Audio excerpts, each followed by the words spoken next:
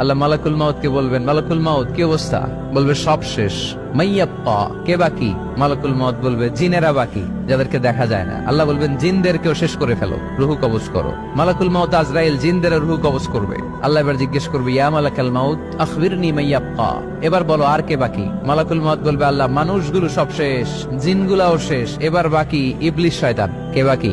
ইবলিসরেও শেষ করো, ইবলিসও শেষ। আল্লাহ আবার জিজ্ঞেস করবেন, ইয়া মালাকাল মাউতি মাইয়াব্বা, আর কে বেঁচে আছে বলো? মালাকুল মাউত বলবে, আল্লাহ আপনার কথা অনুযায়ী পৃথিবীর সব মানুষের রুহু কবজ করলাম, সব জিনদের রুহু কবজ করলাম, ইবলিসের রুহু কবজ করলাম, এখন আছে শুধু ফেরেশতা। আছে কারা? যাও ফেরেশতাদের রুহু কবজ করো। ফেরেশতাদের রুহু কবজ হয়ে যাবে। এবার আল্লাহ জিজ্ঞেস করবেন, ইয়া মালাকাল মাউত আখবিরনি মাইয়াব্বা। মালাকুল মাউত বলবে, আল্লাহ আপনার কথা মতো ধরে ধরে সব শেষ, ফেরেশতাও শেষ, 4 জন ছাড়া। কয়জন ছাড়া? জোরে বলেন, কয়জন ছাড়া?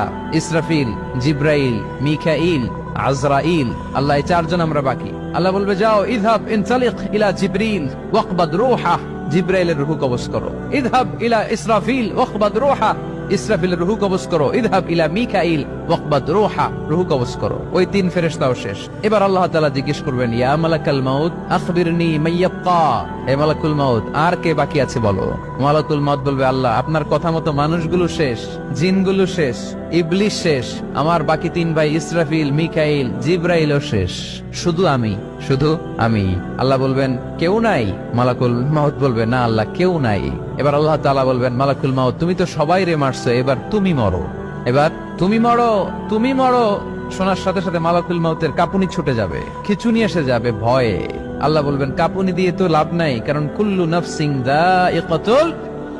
রব্বুল আলামিন বলবেন, মালাকুল মাউত কেঁদো না, এটাই দুনিয়ার বিধান, আমি আল্লাহর দেয়া বিধান, এটাই, জন্মালেই মরতে হয়। যাও জান্নাত জাহান্নামের মাঝখানে একটা জায়গা আছে, জায়গাটার নাম হলো আরাফ।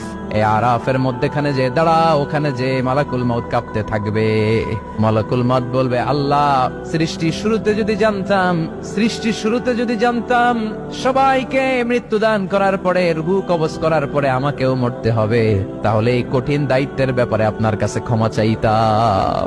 আজকে আমারও যে ভাগ্য বরণ করে নিতে হবে সৃষ্টির শুরুতে, আমি এটা কল্পনাই করতে পারি নাই। আল্লাহ বলবেন, নো টক, মুত ইয়া মালাকাল মাউত, মর, মরে যা, মুত, মরে যাও।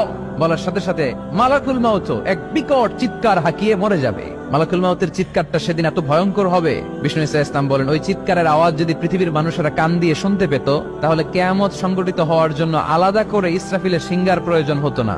ওই চিৎকারের আওয়াজে প্রতিটা মানুষ কানের পর্দা ফেটে ওই জায়গায় লাশ হয়ে পড়ে যেত।